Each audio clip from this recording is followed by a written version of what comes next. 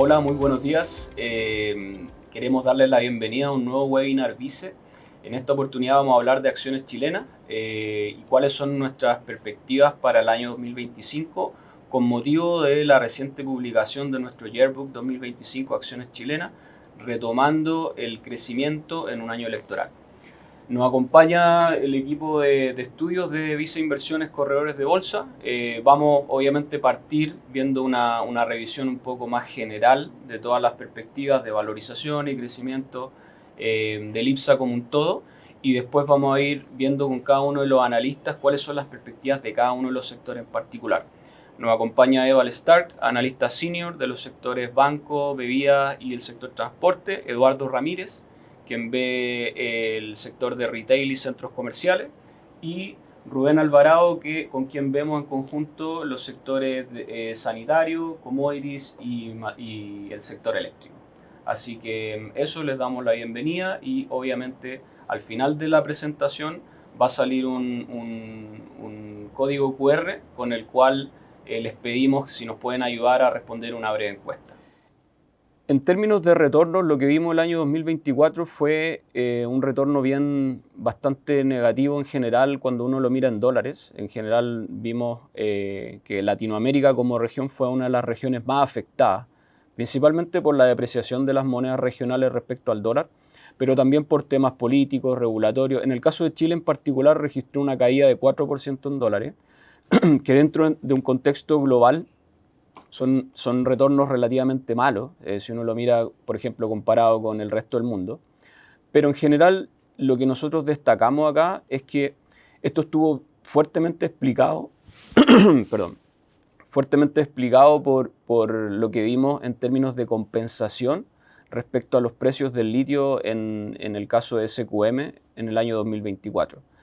Nuevamente todo lo que fue la positiva evolución de la demanda interna y de los sectores asociados a demanda interna, que tuvieron muy buenos desempeños, fueron compensados un poco por dos factores, principalmente la depreciación del tipo de cambio y por otro lado también la caída y la corrección de los precios del litio. Sin embargo, cuando uno mira las valorizaciones relativas, en general Latinoamérica sigue siendo una de las regiones que se ve más barata dentro de un contexto global, y eso soporta también tener una visión un poco más constructiva de mediano plazo. Nosotros seguimos viendo a un IPSA transando a 10,5 veces precio-utilidad, que todavía está un 20% de descuento respecto al promedio de los últimos 5 años, y creemos que hay argumentos para pensar que esto se podría dar vuelta hacia los próximos años, sobre todo considerando lo que es el crecimiento en las utilidades del año 2025. En general, si uno mira, por ejemplo, indicadores como por ejemplo el premio por riesgo, que mide un poco el atractivo de las acciones respecto de la renta fija, en general lo que hemos visto ha sido una caída por debajo de los promedios históricos, que quizás la señal que da es un poco que las acciones se ven menos atractivas respecto a la renta fija desde un punto de vista como de construcción de portafolio, pero esto está muy influenciado por lo que hemos visto en el corto plazo en términos de rebote de tasas de interés. En general, si uno corrige por ese efecto, las valorizaciones siguen siendo atractivas, y obviamente desde un punto de vista histórico nosotros creemos que sigue habiendo un espacio interesante en las acciones chilenas. Ahora, dentro de lo que podríamos ver para el año 2025 como un catalizador adicional, yo creo que todo el mundo tiene en cuenta lo que ha sido la historia en términos de periodo eleccionario. En general, los Los años eleccionarios han sido años donde hemos visto retornos relativamente positivos, sobre todo cuando se ha visto cambios de ciclo político, como el caso, por ejemplo, del gobierno de Sebastián Piñera y el segundo gobierno. En general, en promedio, vimos retornos de 40% en las acciones chilenas cuando hubo un cambio de ciclo político durante los 12 meses previos. Nosotros no estamos esperando que esto pase, ni tampoco es algo que está dentro de nuestras estimaciones, pero sí es bueno tenerlo en cuenta, porque tenemos la evidencia histórica de que los cambios de ciclo político han sido muy buenos para la construcción de una mejora en las expectativas, y eso obviamente se ha visto reflejado históricamente en las valorizaciones. Así que es algo que obviamente vamos a tener que considerar para el año 2025. Pasando un poco a lo que tiene que ver con crecimiento de utilidades, en general, en el gráfico de la izquierda se ve que las utilidades después de años que fueron bastante buenos, el 2021, 2022, en general las utilidades de las empresas del IPSA, ponderadas por su peso dentro del índice, en general están y siguen estando en niveles relativamente altos. Las empresas están teniendo buenas dinámicas, a pesar de que han habido algunas compensaciones. Como un todo, las utilidades corporativas han sido buenas, y quizás como el factor más destacable del año 2025, probablemente una de las cosas que más va a destacar es que tras 2 años de una moderación en los crecimientos de utilidades, donde vimos caídas principalmente influenciadas por el sector commodities, que fue una compensación bastante grande en general en los últimos 2 años, este año las utilidades del IPSA van a volver a crecer y esperamos crecimientos de 15% en 2025 y de 8% en 2026. Ese factor de crecimiento de utilidades soporta una visión relativamente más positiva. Nosotros en nuestro escenario central, por ejemplo, de visión para el IPSA 2025, no estamos asumiendo una mejora o una apreciación de múltiplos para el índice, sino que todo el upside potencial que le vemos al índice y a las acciones chilenas en general tiene que ver un poco con la recuperación de las utilidades. Y eso es algo que deberíamos ver y va a ir principalmente de la mano de ciertos sectores que van a seguir con buenas tendencias en el año 2025, como lo fue, por ejemplo, el año pasado, principalmente el sector retail, donde ahí nosotros estamos esperando un alza de casi 33% en las utilidades, donde se va a materializar, obviamente, todas las buenas tendencias que venían desde el año pasado y que también va a seguir moviendo un poco las utilidades del IPSA a nivel consolidado. Otros sectores que también van a mostrar buenas dinámicas son el sector sanitario, en línea un poco con el nuevo ciclo tarifario para agua andina. El caso de los centros comerciales también, donde ahí está bien influenciado un poco ese crecimiento por la consolidación de activos de Mallplaza en Perú en el año 2025.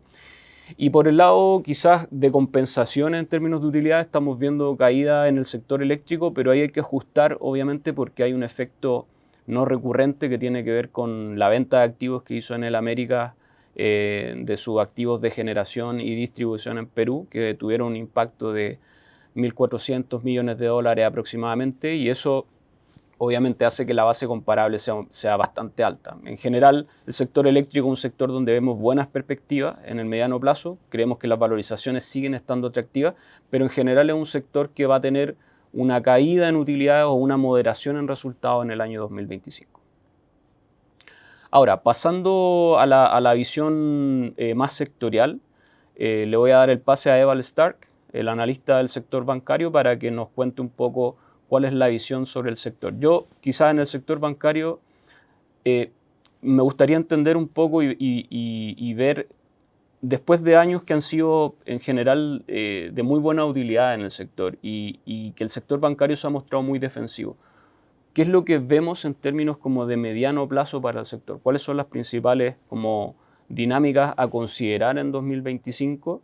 ¿Y cómo están los bancos en términos relativos a sus comparables globales, regionales, en términos de valorización? Perfecto. Muy buenos días a todos. Nuestra visión en el sector bancario es neutral. En general hemos visto que desde el año 2021 las utilidades del sector han estado fuertemente influenciadas por la inflación y por un bajo nivel de costo por riesgo, es decir, del nivel de provisiones que están realizando los bancos. En este contexto hemos visto que las utilidades de los bancos han subido muy por sobre su tendencia. y ya durante el año 2025 debiésemos ver una normalización de estas tendencias. En primer lugar, por el pago de las líneas del FSIC, que conlleva una reducción en el balance de los bancos, y en segundo lugar, por un menor nivel de inflación, comparado con los años 2021, 2022 y 2023. Para el año 2025, los derivados de inflación están mostrando que durante todo el año 2025 la inflación se mantendría por sobre el rango meta del Banco Central, convergiendo a niveles de 3,7-3,6% hacia fines del año 2025. Entonces, seguimos viendo que los bancos se deberían ir viendo más o menos beneficiados por esta inflación más alta, pero a un menor ritmo que lo visto en años anteriores. Por otro lado, la TPM, la tasa política monetaria, seguiría sufriendo recortes durante el año 2025, lo que le podría dar un impulso a la originación de crédito, es decir, al crecimiento de colocaciones que realizan los bancos. Sin embargo, hay otros factores que van a estar influenciando el crecimiento del crédito en la banca. Como pueden ver en el gráfico de la derecha, a nivel del sector bancario esperamos una buena dinámica para los bancos con mayor sensibilidad a la inflación, es decir, Banco de Chile, Banco Santander, cuyos balances son más sensibles a estos niveles de inflación más altos. Por otro lado, cosas que podrían detener un poco el crecimiento en colocaciones son los altos niveles de morosidad que hoy día vemos en la banca. La morosidad está hoy día por sobre los niveles de tendencia de largo plazo. Hace muchos años, décadas, que no vemos niveles de morosidad tan altos a nivel de la industria bancaria. Entonces, esto podría estar deteniendo o poniéndole un freno al crecimiento en colocaciones, tanto por la capacidad de tomar créditos de las empresas y de los consumidores, como por el apetito que tengan los bancos de prestar plata a sus clientes, especialmente cuando consideramos que durante el año 2025 se viene la implementación al 100% de Basilea III, lo que significa que los bancos van a tener que asumir un mayor costo de capital cuando se trata de originar créditos. En ese sentido, para este año estamos esperando un crecimiento de colocaciones por debajo del 2% real, lo que significa una aceleración en el crecimiento del crédito, pero lo que queremos es que está todavía por debajo de la tendencia a largo plazo de la banca. En ese sentido, deberíamos esperar moderaciones en el crecimiento de utilidad e incluso caídas, especialmente cuando consideramos que hay bancos más sensibles a la inflación, se han visto muy beneficiados, entonces vienen de altas fases comparables. Cuando se trata de valorizaciones, pensamos que los bancos a nivel local en general son los más caros dentro de la región. De cierta manera está justificado. Chile, a pesar de todas las dificultades regulatorias o incertidumbres políticas, ha demostrado ser un país cuya institucionalidad ha tendido a funcionar, y eso lo han ido recogiendo de a poco los bancos, junto con un contexto de crecimiento robusto en las utilidades y también una buena dinámica de dividendos. Perfecto, clarísimo, Eval. Otro sector que ha tenido también un crecimiento importante, una recuperación importante en general en el año 2024 fue el sector retail, donde Falabella y Ripley fueron básicamente las principales alzas dentro del IPSA en 2024. Ahora nos acompaña Eduardo Ramírez, analista del sector retail y malls, y para que nos cuente en el fondo su visión respecto al sector. Perfecto. Muchas gracias. Muy buenos días a todos. Respecto al sector retail, me gustaría un poco hacer un breve resumen de lo que fue el 2024. Ya comunicó algo Aldo, en donde se vio una recuperación por parte del retail financiero, Falabella y Ripley. Dentro del retail hay distintos segmentos, entonces Falabella y Ripley vio una recuperación en los segmentos de tiendas por departamento y el segmento bancario. De cara a 2025, lo que nosotros estamos viendo es que el segmento de mejoramiento del hogar es uno de los segmentos que debería mostrar una mayor expansión, por lo tanto estamos mucho más optimistas. En el caso de mejoramiento del hogar, nosotros esperamos un crecimiento de un dígito alto, ¿ya? Y estas mejores tendencias se explicarían principalmente por lo que estamos viendo en el IMACON, que es un índice de la construcción, que si bien se mantiene en terreno negativo, una variación menor año contra año. Y por otra parte también estamos viendo que las ventas en las mismas tiendas o same store sales también están llegando a un dígito medio, lo que también lo vemos como positivo durante el tercer trimestre. Al ver también lo que ha pasado entre el índice de actividad del comercio y el índice de supermercados, se ve que el índice de actividad del comercio, IAC, se puede ver que hay una variación, un avance mucho más notorio que en el caso del índice de supermercado. Y esta mayor recuperación del IAC viene por la división 47, que está más vinculada al retail discrecional. En este caso, excluye vehículos y motocicletas. Por lo tanto, ahí se puede ver que hay una mayor recuperación, que es justamente lo que hemos estado hablando durante el 2024, mientras que supermercados se ve que se ha mantenido más estable durante el tiempo. En el gráfico de la derecha se puede ver un poco lo que he estado comentando sobre mejoramiento del hogar, este segmento que esperamos una mayor recuperación.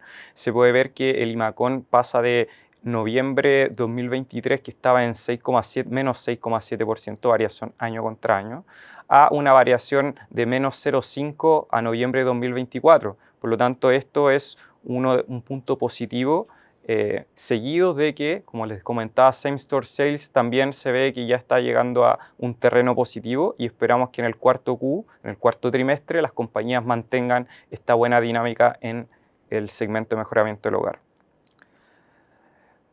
Ahora, una buena pregunta sería, ¿cómo se explica el buen desempeño de las empresas del retail en el 2024 si tenemos un índice de confianza del consumidor que se mantiene bajo 50 puntos? ¿Ya? Llegó a diciembre del 2024 a 41,9 puntos, por lo tanto estaría bajo el punto de equilibrio.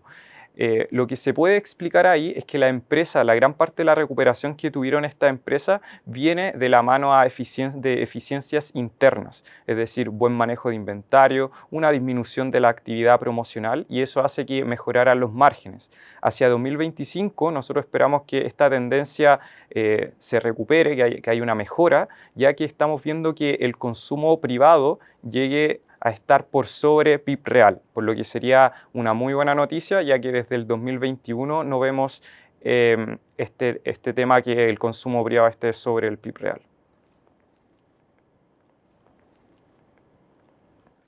Perfecto. Gracias Eval, gracias Eduardo. Otro sector también que yo creo que es uno de los más importantes dentro de la bolsa local es el sector eléctrico. En general, el año 2023 y 2024 fueron años muy positivos para el sector, donde vimos tanto una mejora en términos financieros de las compañías como también en términos operacionales. En general, a nivel operacional tuvimos 2 años que fueron bastante buenos en términos de hidrología, y una de las cosas que estamos previendo para el año 2025 es que quizás la hidrología va a ser un poco más normal, un poco más niveles promedio, y eso obviamente también tiene distintas implicancias en términos de el costo de generación del sistema y cómo las empresas en el fondo tienen más flexibilidad como para generar con tecnologías que son más baratas. En el caso de la parte regulatoria también hemos visto una mejora importante después de que el gobierno haya aprobado los decretos para la liberalización de tarifas primero y para la recuperación de las cuentas por cobrar, que estaban relacionadas a los mecanismos de estabilización de tarifas. Hay que recordar que las tarifas de la energía estaban congeladas después del estallido social, y durante el año 2024 en general, y desde el 2022 a la fecha en general, las empresas han podido empezar a recuperar estas cuentas por cobrar, lo que ha disminuido el endeudamiento, ha mejorado un poco la generación también de caja y el endeudamiento de las compañías, pero también en el fondo nosotros creemos que ahí el sector en términos de fundamento está mejorando, tanto en términos regulatorios como en términos quizás de la operación. En el gráfico del lado izquierdo se puede ver en el fondo cómo el año 2023 y 2024 estuvieron por sobre el promedio 2000-2020 en términos de energía embalsada, esto en los principales embalses a nivel nacional. Y para el año 2025 lo que estamos esperando es que quizás después de haber alcanzado un máximo desde el año 2007, estamos viendo un escenario hidrológico un poco más cercano a los promedios históricos. Y eso debería generar también que las ventas físicas de las compañías en algunos casos por pérdida de contrato, término de algunos contratos regulados relevantes a precios de licitaciones que eran bastante atractivos. Sumado también a una menor generación hidro, debería hacer que también las ventas del sector disminuyan respecto a lo que vimos durante los años 2023-2024, pero sin embargo eso sigue siendo un contexto bastante sano para el sector, bastante sano para las compañías, etc. En el lado también del lado izquierdo podemos ver la evolución de los principales costos, donde obviamente después de la crisis en Ucrania y la guerra con Rusia hubo un aumento importante, sobre todo del precio del gas a nivel internacional. Vimos una normalización durante los últimos años, que eso también ha sido bastante bueno para el sector, que ha mejorado un poco la disponibilidad también de gas a nivel nacional. Y ahora último se suman las negociaciones que está teniendo el gobierno y algunas empresas en particular con Argentina para importar gas desde algunas fuentes y yacimientos desde Argentina, lo que eventualmente también podría ser un factor adicional en términos de darle mayor flexibilidad al sistema, tener mejora en términos del costo de generación, y obviamente eso también sería bastante positivo. Bueno, siguiendo la línea del gráfico de la izquierda, que muestra en el fondo la energía embalsada a lo largo de los años, la Administración Nacional Oceánica y Atmosférica, o NOAA por sus siglas en inglés, reportó durante el 9 de enero de este mismo año que las condiciones de la Niña ya están presentes en los contextos hidrológicos actuales y que existe una posible migración hacia un escenario más neutral entre abril y el resto del año, con una probabilidad de 60%. Se espera también que la Niña se mantenga con una probabilidad de 50% durante este escenario del primer semestre. Y en ese mismo contexto, siguiendo también en el gráfico de la izquierda, vimos durante el 2023 y el 2024 un contexto hidrológico mucho más positivo por la presencia del Niño y mejor que los años anteriores. Como se puede ver ahí, la curva punteada muestra el promedio de los años anteriores, y el 21 y el 22, como fueron años secos, están bajo ese promedio, siendo los 2 años anteriores escenarios hidrológicos bastante positivos que se espera que no se mantengan durante el 2025 bajo estos mismos pronósticos. Perfecto. Bueno, y en esa misma línea también un poco lo que comentamos previamente, cómo las empresas eléctricas, en este caso Engie Energía Chile y Enel Chile, han ido recuperando las cuentas por cobrar relacionadas a los mecanismos de estabilización de tarifa. Para el año 2025 esperamos que el sector recupere algo así como $800 millones durante el primer semestre, repartido obviamente en distintos porcentajes entre las empresas, lo que también es un factor positivo. Yo creo que más allá de lo que tiene que ver con temas operacionales, que vamos a ver una moderación, y la recuperación obviamente de probablemente de un escenario regulatorio un poco más benigno para la industria, esto también ha permitido, en línea con la disminución del endeudamiento que se ve en el gráfico del lado derecho, que las compañías también vayan a tener de cierta manera una mayor visibilidad de resultados hacia los próximos años. Vamos a ver quizás mayor estabilidad en términos de flujo, y también las compañías deberían volver a tener retornos por dividendos atractivos. Nosotros en el caso del año 2025 estamos esperando retornos de en torno a 7% promedio para las compañías del sector, y son retornos por dividendos que deberían mantenerse. Entonces,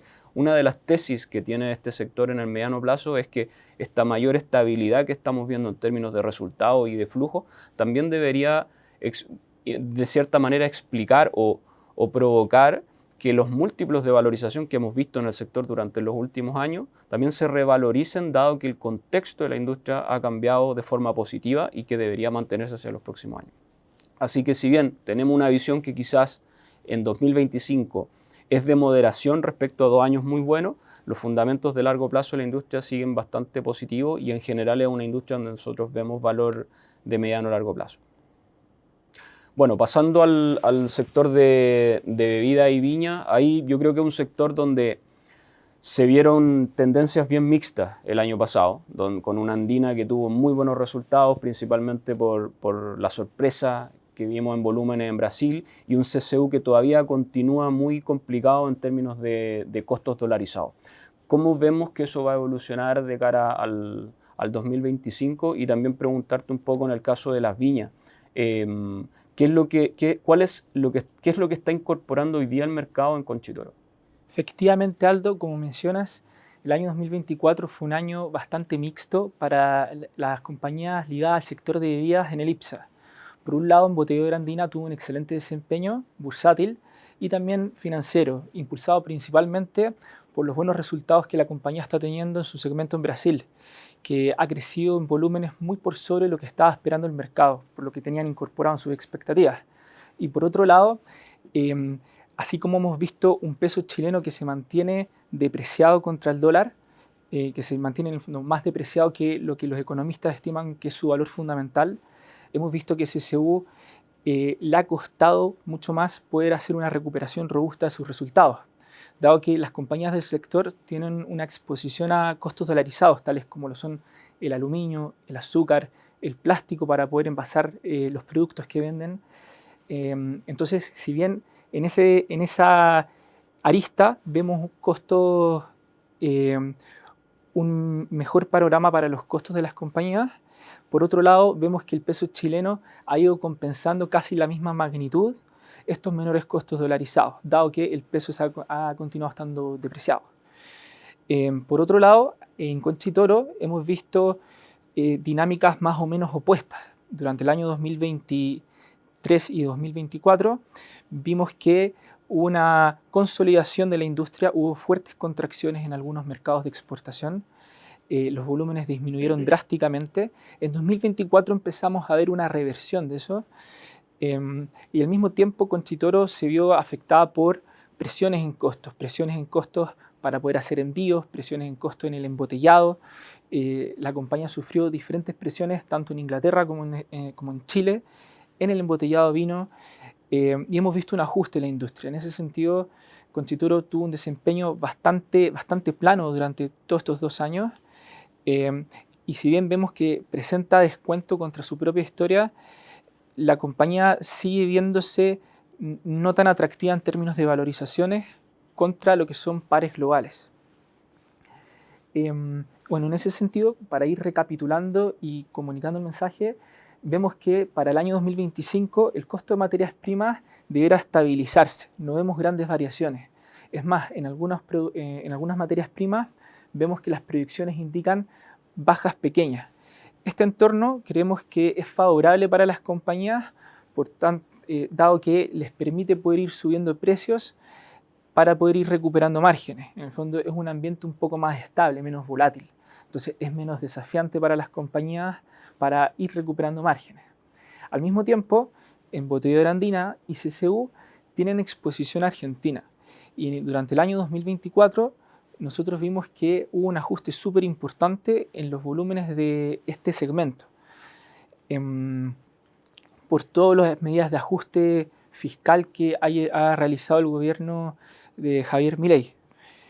En ese sentido, ahora estamos viendo una reversión de estas tendencias y las compañías están indicando que esperan crecer en volúmenes durante el año 2025, y así lo respaldan los datos de producción industrial de Argentina, especialmente en lo que es gaseosas, como se puede ver en el gráfico de la derecha, que muestran una clara tendencia al alza, que si bien todavía estamos en un periodo de ajuste, este ajuste cada vez es a tasas menos negativas.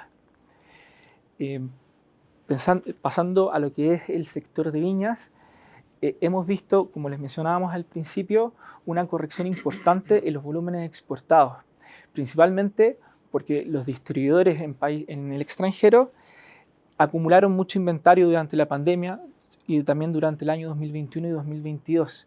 Entonces, durante los años 2023 y 2024 vimos un ajuste en los inventarios, en las solicitudes de cajas de vinos por parte hacia las principales compañías de vino en Chile, que vendrían siendo Conchitoro y Viña San Pedro de Tarapacá.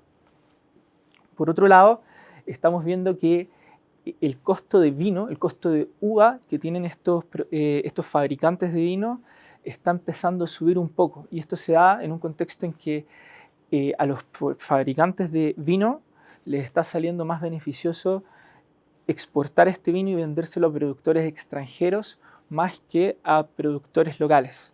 Entonces, en ese sentido, hay ciertas reversiones, hay ciertas tendencias más favorables para las viñas en Chile, pero por otro lado estamos viendo que el principal costo está subiendo pequeñamente.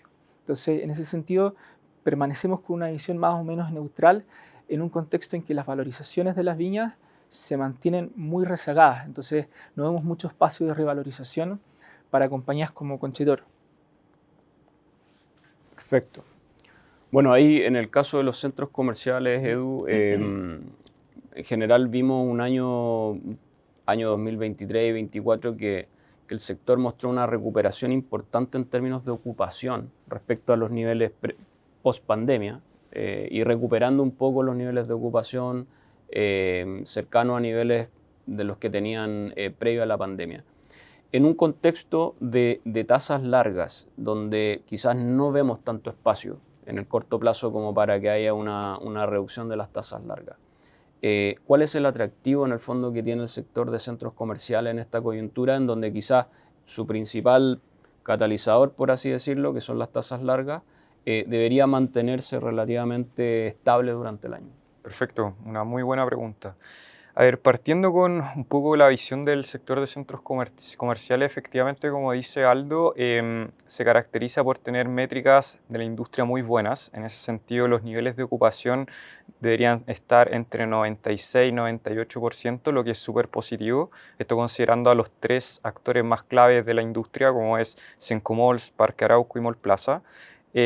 Sumado a eso, también vemos que el tema de flujos fue muy relevante para activar el sector. Y ahí dentro de los flujos de visitas tenemos principalmente presencia de argentinos. En enero de 2025 ya vemos que según la Cámara Nacional de Comercio hay un aumento de 140% año contra año de turista argentina, lo que podría seguir beneficiando al menos en esta parte de visitas al sector. Los centros comerciales también se han beneficiado de lo que es una normalización monetaria en la región andina, en donde vemos que las tasas de política monetaria en Chile y en Perú principalmente están disminuyendo y eso ayudaría a activar todo lo que tiene que ver con la venta locataria. Principalmente el contrato está una parte fija, hay otra parte que es variable, entonces la parte variable se vería beneficiada de una menor tasa de política monetaria. Y con eso también vemos mejores ingresos. Respecto a valorizaciones, como decía Aldo, se ve que este sector está muy relacionado con las tasas, con lo que pasa con las tasas largas. En ese sentido vemos que el cap rate, que es el ingreso operacional neto partido o dividido en el valor de la empresa, vemos que están transando con cap rate que son muy atractivos respecto a su historia. En ese sentido vemos niveles de 9-10%, lo que es muy favorable y creemos que puede ser uno de los catalizadores de la industria. Pasando un poco más a lo que he comentado en términos más gráficos, se puede ver que la tasa de ocupación de los tres principales actores está en niveles bastante altos, 98% y casi 96% para el caso de Mallplaza y Parque Arauco. Entonces eso es un indicador muy bueno para la industria porque eso se traduce en flujo locatario y eso va a impactar obviamente en ingresos. También otro factor que se puede ver en el gráfico de la derecha es el crecimiento de metros cuadrados que tiene la industria. Acá los tres operadores tienen presencia en la región andina y se puede ver que hay más de 1.083.000 metros cuadrados que estamos proyectando de crecimiento en los próximos 3 años, donde la mayor parte de los metros cuadrados la va a tener Mallplaza. Y esto se explica principalmente por la adquisición de activos que tuvo en Perú durante el 2024 a Falabella, que son alrededor de 619.000 metros cuadrados. Entonces, una tasa de ocupación alta más un crecimiento de metros cuadrados que se ve por sobre 1.080.000, creemos que son buenas tendencias para el sector. Otro punto quizás también a destacar es qué es lo que está pasando con la UF metro cuadrado. Y en el gráfico de la derecha se puede ver un poco más lo que es el cap rate en comparación con la tasa larga en UF. En el caso de la UF por metro cuadrado se ve que desde la pandemia estos operadores han podido llegar a niveles casi similares a lo que estaba prepandemia. Se ha visto una recuperación, sobre todo 2022, 2023, pero hacia adelante nosotros proyectamos que hay una estabilización de la UF por metro cuadrado, ¿ya? Y en términos de el diferencial entre el cap rate con la tasa larga en UF, como les comentaba, vemos niveles de 9-10%, lo que nos parece bastante atractivo. Sin embargo, cuando vemos el diferencial entre el cap rate y la tasa larga en UF, vemos que está levemente o está más ajustado respecto a su historia. Pero creemos que es una buena oportunidad para invertir en este tipo de activo, considerando las valorizaciones atractivas en términos de cap rate y el crecimiento que se puede proyectar en términos de metros cuadrados. Perfecto. Bueno, pasando un poco al sector de commodities, acá hablando específicamente del caso del litio, en general, yo creo que el año 2024 fue un poco, 23 y 24, yo creo que el mercado se sorprendió un poco por la velocidad de caída en términos de precios del litio, en un contexto donde quizás la demanda siguió bastante fuerte, creciendo un poco más del 20% en general a nivel global. Pero compensado con un aumento en la oferta que hizo que en general hubiera un superávit de oferta que provocó obviamente una normalización de los precios durante los últimos años. En general nosotros lo que estamos viendo y lo que destacamos en términos como de visión para el sector es que después de la fuerte caída que hemos visto en los precios del litio, principalmente hablando del carbonato grado batería en China, que se situó un poco por sobre los $10.000 la tonelada hacia el cierre del 2024.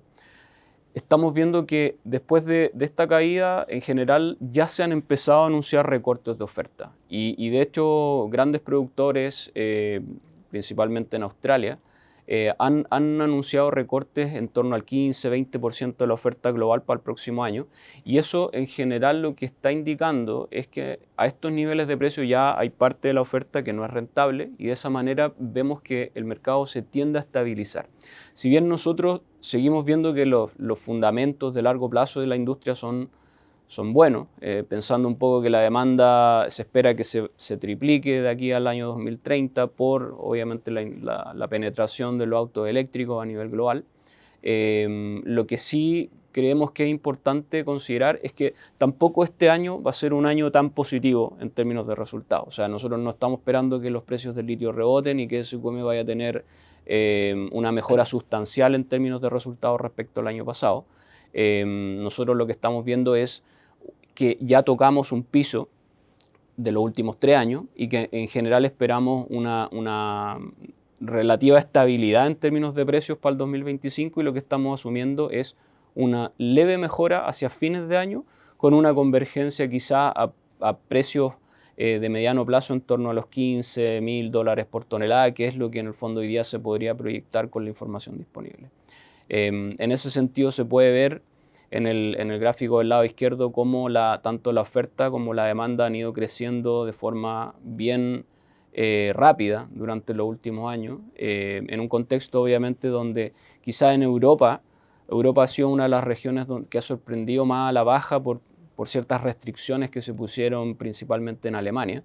Pero también hay que pensar que la industria la está llevando China, y en China en general los datos no han sido relativamente malos. O sea, China sigue creciendo de forma relativamente positiva, pero obviamente con una oferta que también se ha ido adaptando de forma rápida. Nadie espera hoy día en la industria que haya una convergencia rápida de los precios, que volvamos a los precios que teníamos hace un par de años atrás. Eso hoy día se entiende que fue un tema puntual, quizá adelantándose un poco al recorte de ciertos subsidios, un sobrestock por parte de algunos productores, pero en general lo que sí destacamos como mensaje central es que ya estamos viendo algún grado de estabilización y no esperamos que los precios del litio sigan corrigiendo, lo que le da también espacio a SQM en este contexto de aumento en capacidad hacia los próximos años, donde va a terminar el 2025 con alrededor de 305.000 toneladas de capacidad, con todos los proyectos que entran ahora, con la renovación también del Salar de Atacama y el acuerdo que logró con el gobierno.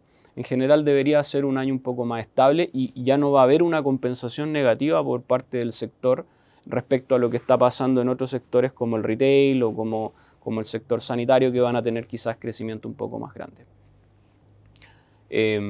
Bueno, y en relación a los precios del litio, como comenté antes, nosotros estamos esperando una estabilidad para el año 2025. No debería ser un gran catalizador para el sector, pero sí viendo un poco una recuperación hacia finales de año, avanzando hacia niveles promedio de mediano a largo plazo en torno a $15.000. En el caso del hierro, quizás ahí es donde hemos visto tendencia un poco más mixta, porque en general en septiembre del año pasado hubo un anuncio de varias medidas de estímulo en China, ligada un poco a reactivar un poco la demanda interna, y donde hubo también algunos subsidios directamente relacionados con el tema de vivienda. Y eso, cuando uno mira los indicadores, por ejemplo, de producción industrial, en el caso particular del acero, que es el principal, donde está concentrada la gran parte de la demanda de hierro, lo que vimos fue una rápida recuperación de los índices que superaron los niveles de 50 que uno podría considerar como neutrales, pasaron a niveles positivos, pero eso se moderó rápidamente hacia fines de diciembre. Entonces, en general, los indicadores han mostrado cierta mejoría, pero de forma muy mixta, y han reaccionado un poco a los anuncios de estímulo, pero todavía no logran consolidarse en una situación en la que uno diga que en general se ha reactivado la industria. Todavía estamos viendo en general que los indicadores siguen estando bastante compensados, y no se ve una evolución positiva, por lo menos en los últimos datos que hemos revisado. En el gráfico del lado derecho se puede ver en el fondo los niveles de precio tanto del índice de 62 y de 65% de concentración, en el caso del hierro, pero también se puede ver que la caída que hemos visto y la normalización que hemos visto en términos de precio también ha estado acompañada un poco de un aumento importante de los inventarios, que ya están llegando a niveles de casi 140 millones de toneladas en el caso de China, y eso obviamente también indica un poco lo que está pasando en la industria, con poco espacio quizás para ver mejora en términos de precio, y el escenario que nosotros estamos viendo para el año 2025 es prácticamente una leve caída en términos de los precios del hierro, que igual es positivo para empresas como CAP. Hay que considerar que en el fondo CAP también va a tener la mejora que tiene que ver o está asociada un poco a las pérdidas que tenía en años anteriores en la filial de acero en Huachipato. Pero obviamente el negocio principal, las perspectivas son de moderación y quizás mantener precios que son relativamente atractivos, pero con poco espacio en el corto plazo al menos como para ver una mejora importante. Bueno, pasando al sector sanitario rápidamente, en general hay dos factores que el sector debería recoger durante este año, hablando principalmente de agua andina, en el caso de su principal embalse, el embalse El Yeso. Hoy día está en su máxima capacidad por segundo año consecutivo, y la importancia que tiene que el embalse El Yeso esté lleno es básicamente que hay disponibilidad de agua cruda para la compañía, y eso debería mitigar un poco las presiones de costos que vimos en el periodo de extrema sequía durante los 4 años anteriores, donde el embalse estaba en niveles bastante bajos, y en general eso provocó que la empresa tuviera sobrecostos asociados a la recolección de agua.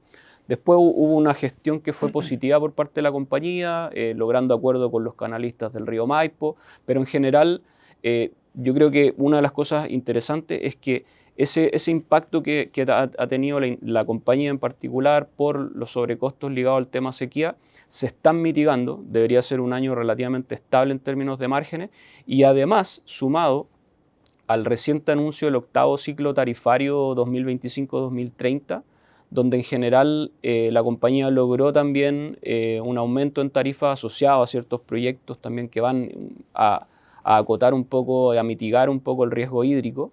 Eso se puede ver en el fondo en el gráfico de la derecha, todos los aumentos que se aprobaron en términos de tarifas, es un 7,4% en total. Son varios proyectos, todos ligados principalmente a mejorar la autonomía del sistema.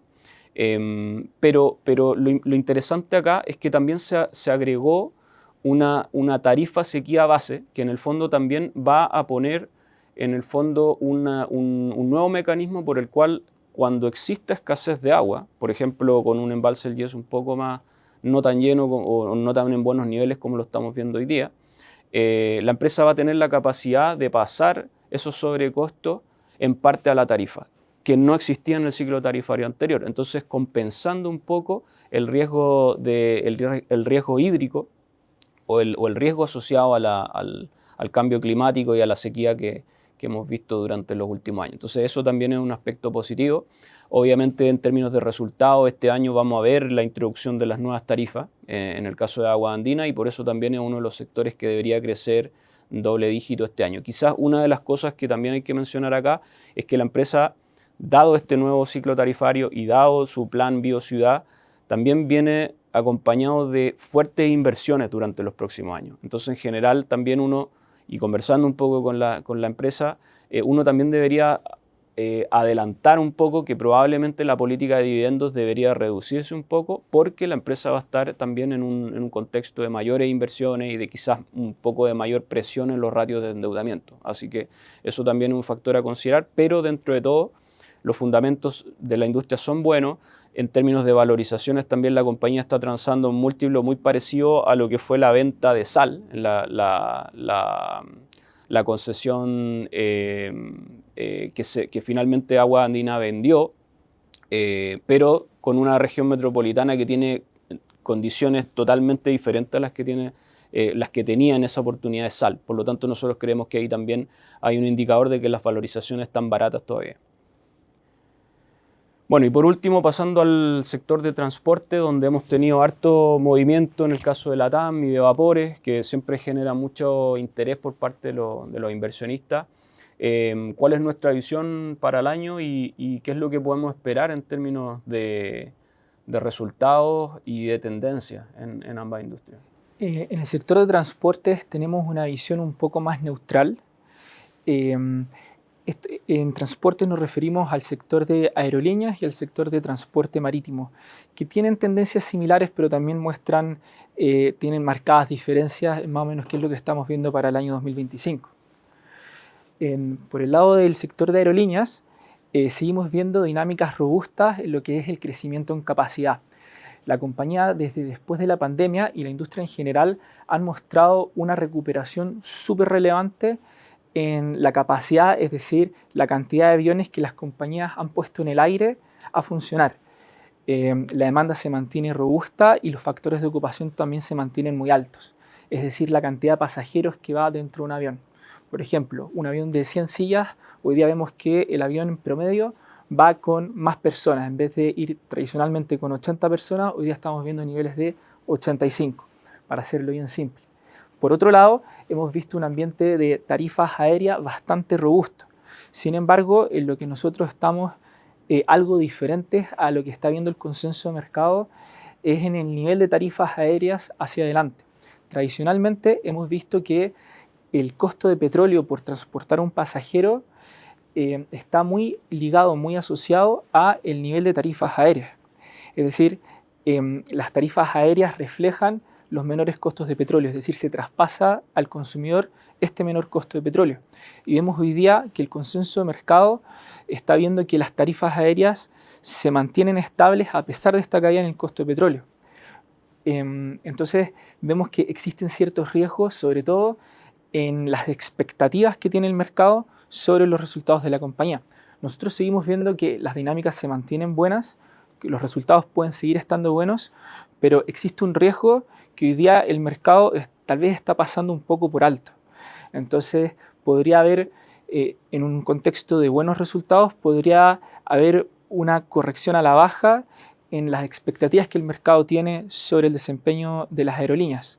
En ese sentido, se podría ir moderando el apetito que el mercado tiene sobre LATAM Airlines, por ejemplo. Y pasando al sector de transporte marítimo, durante el año 2023 y 2024 vimos cómo las tarifas de fletes marítimos volaron, en fondo crecieron estrepitosamente producto del bloqueo del canal de Suez. Ocurrió que tras los ataques que hubo en Israel por Hamas y el inicio de la guerra en el sector de la Franja de Gaza, los hutíes, que es un grupo rebelde en Yemen, empezaron a realizar ataques a las embarcaciones occidentales que atravesaban por el canal de Suez, forzando a redirigir las naves por el Cabo Buena Esperanza, que es por África, que es una ruta mucho más larga. En el fondo, entonces, para transportar la misma cantidad de bienes, las compañías marítimas se vieron obligadas a recorrer una mayor distancia, en la práctica reduciendo la capacidad de la industria, lo que llevó a que las tarifas de fletes marítimos se elevaran mucho. Durante el año 2024 y 2025 esperamos ver una normalización de la mano de la entrada de nueva capacidad, es decir, de los barcos que las compañías han ido invirtiendo en poner en línea, en poner en funcionamiento. Esperamos que estos barcos, en la medida que entren en funcionamiento, vayan normalizando las tarifas de fletes marítimos. Y con eso esperamos que las compañías del sector empiecen a ver resultados más estabilizados, más cercanos a sus fundamentos. Entonces, ¿cómo esto le afecta a Vapores? Esperamos que en el futuro, de aquí a 2 años, empecemos a ver una menor capacidad de distribución de dividendos en Vapores, de acuerdo a la información que manejamos hoy en día. Y es por eso que estamos moderando nuestra visión también en el sector de transporte marítimo. Si bien los dividendos se mantienen muy atractivos en el corto plazo, en el próximo año, incluso los próximos 24 meses, creemos que los riesgos después de esos 24 meses están en contra de los intereses de un inversionista. En el fondo, podría haber correcciones a la baja en las expectativas que el mercado tiene y en el apetito que el mercado tiene sobre Vapores. Perfecto, clarísimo. Bueno, les quiero agradecer enormemente la paciencia. Revisamos varios sectores de la economía, los más importantes que tienen exposición dentro de la bolsa chilena, y les queremos invitar también a que nos ayuden escaneando el QR que está apareciendo en la pantalla, y de esa manera nosotros también podemos ir mejorando estos webinars en el futuro, ir incorporando también sus comentarios. Así que muchas gracias al equipo, muchas gracias a todos. Esperamos verlo en una próxima oportunidad, y les recuerdo que pueden ver todas las publicaciones del equipo de estudio y las recomendaciones en general de los equipos de research en banco.vice/inversiones, donde pueden ver también, por ejemplo, nuestra cartera recomendada, cuáles son las sugerencias de inversión que tenemos, y obviamente también siempre recordar que pueden contactar directamente a su ejecutivo de inversión. Así que tengan una excelente tarde.